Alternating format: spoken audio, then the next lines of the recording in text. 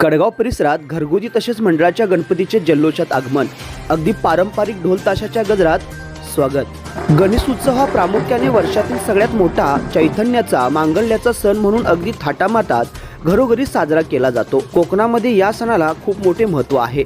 लहानांपासून अबालवृद्धांपर्यंत अगदी भक्तिभावाने यामध्ये सहभागी होतात। अशाच प्रकारे कडगाव तालुका भुदरगड येथील पंचक्रोशीतील काही मानाच्या तर काही मंडळ व घरगुती गणेशाचे ढोल ताशाच्या पारंपरिक वाद्याच्या गजरात आगमन झाले।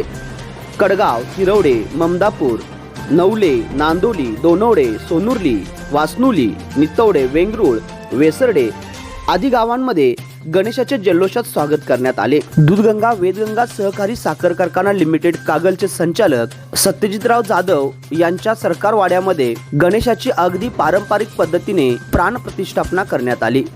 लाईव्ह महाराष्ट्र 9 कडगाव।